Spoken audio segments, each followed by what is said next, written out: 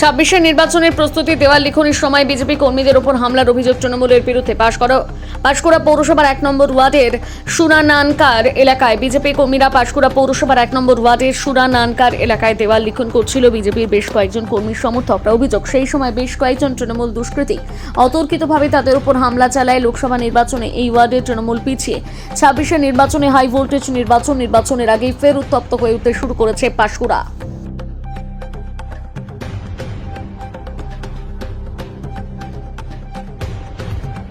আচ্ছা, বলছি কি ঘটনা ঘটেছিল? আমরা 4 তারিখ বুধবার প্রায় 1টার দিকে দেওয়াল লিখতেছিলাম। হঠাৎ একদল দুষ্কৃতী, টিএমসির দুষ্কৃতী,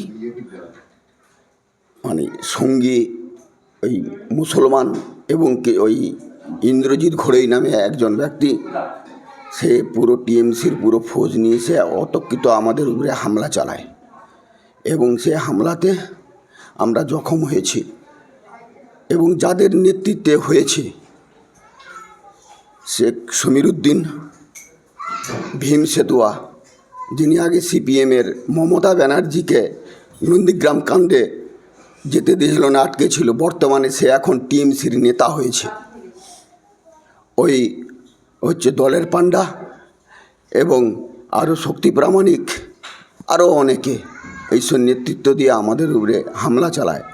আমরা বিজেপি, ওরা 10 নম্বর ওয়ার্ডে আগামী লোকসভার ভোটে পরাস্ত হয়েছিল বলে আমাদের এই বিজেপিদের উপরে আক্রমণ করেছে। আচ্ছা, আপনাদের উপর আক্রমণ হলো, তারপর আপনারা কি করলেন? আমরা থানাতে গেলাম, থানাতে কেস করতে গেলাম, আমরা কেস করলাম। তারপরে হসপিটালে, পৃথ্বীর হসপিটালে আমাদেরকে ভর্তি করলো। ওখানে আমাদেরকে সেবা শুশ্রূষা হয়েছে, করার পর আমরা বাড়ি ফিরে আসি। তারপর আমাদের প্রতিবেশী একজন ভাইপোকেও আবার অতর্কিত আক্রমণ করেছে। কি কারণে আপনাদের উপর এই ধরনের আক্রমণ করছে বলে মনে করছেন? ওরা আগামী দিনে ভয় পেয়েছে যে বিজেপিকে ঠেকাতে পারবো না, কারণ ওরা হেরেছে, এবারও বিধানসভার ভোটে হেরে যাওয়ার ভয়ে আমাদের উপরে আক্রমণ চালাচ্ছে।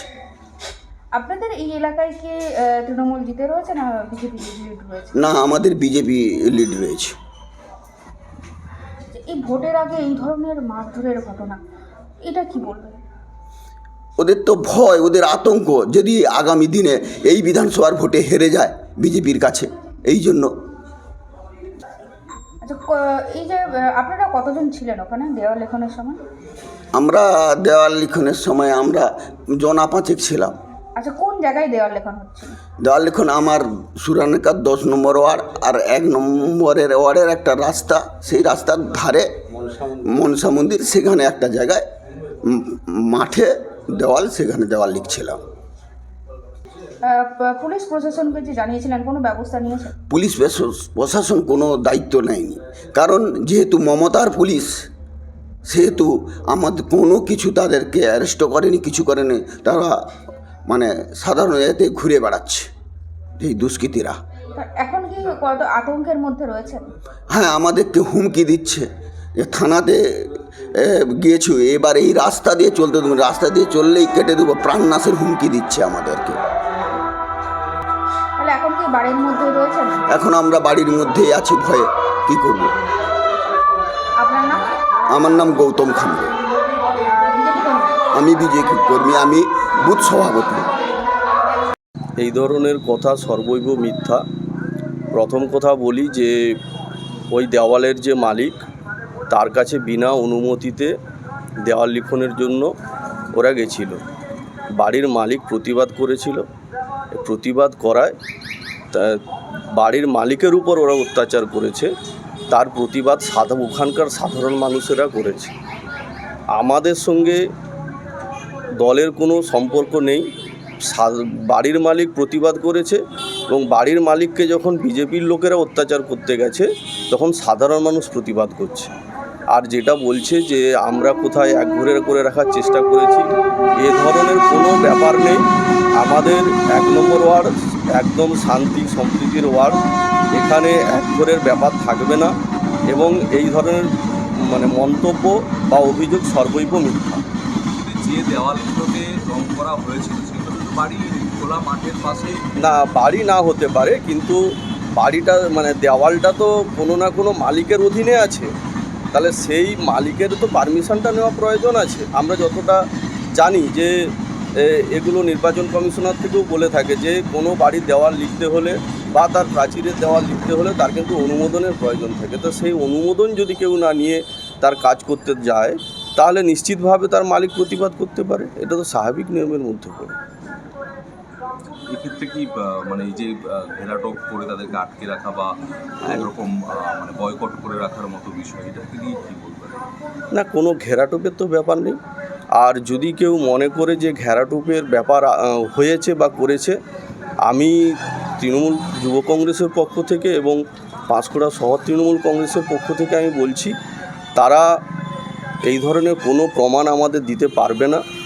আর যদি কেউ এই ধরনের ঘটনায় মানে হয়ে থাকে তাহলে আমাদের সঙ্গে তারা যোগাযোগ করুক বা আমরা সেগুলো অবশ্যই তাদের শর্ট আউট করে দেব।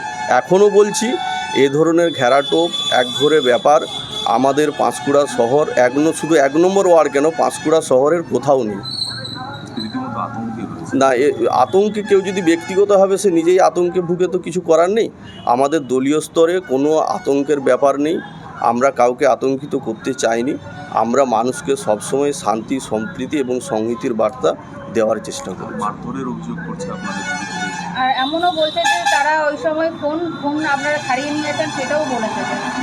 কার ফোন ছাড়িয়ে নেওয়া হয়েছে? যে বিজেপি কর্মীরা ওখানে র্যালি, তাদের নাকি ফোন ছাড়িয়ে নেওয়া হয়েছে। না, এটা মিথ্যা। বরং আমাদের কাছে খবর আছে যে ওরা বহিরাগতদের এনে দেওয়াল লেখন করেছে। মারধর করার অভিযোগ সর্বৈব মিথ্যা। এসব মিথ্যা কথা।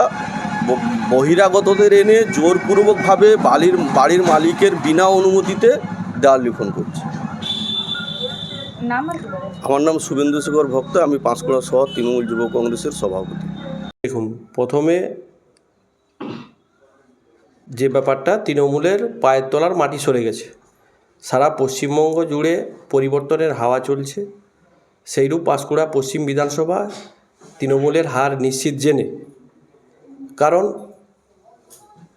এই 10 নম্বর ওয়ার্ডে বিগত যে লোকসভা নির্বাচন ছিল তৃণমূল পরাজিত হয়েছে।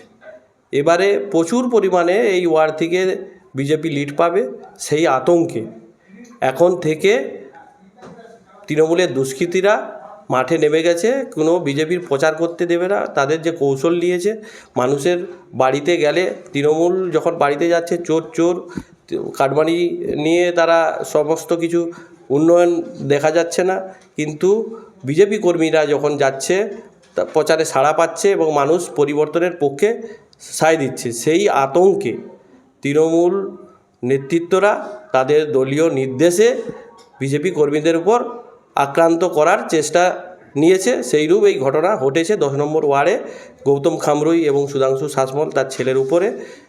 এটা খুবই নিন্দনীয় ঘটনা। গণতন্ত্রে সব দল প্রচার করার অধিকার আছে এবং প্রচার করবে, কিন্তু এখানে নীরব দর্শক পাঁশকুড়া পুলিশের থানা যে আছে, নীরব দর্শক কমপ্লেন করার পরও মারপিট করছে, তাদেরকে ভয় দেখাচ্ছে, কিন্তু এখনও পর্যন্ত দোষীকে অ্যারেস্ট করছে না।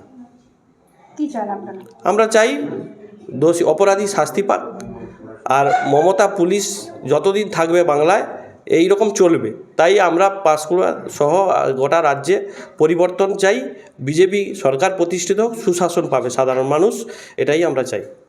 নাম আর দেখুন, আমরা চাই যে নিরপেক্ষভাবে তদন্ত হোক, কিন্তু এই মমতা পুলিশ থাকার ফলে যদি এর সুরাহা না হয়, দোষীরা যদি না শাস্তি পায়, তাহলে আমরা হাইকোর্টের দ্বারস্থ হব, এটুকু বললাম। আমার নাম সুকুমার ভিয়া, পাঁশকুড়া নগর মণ্ডলের সভাপতি।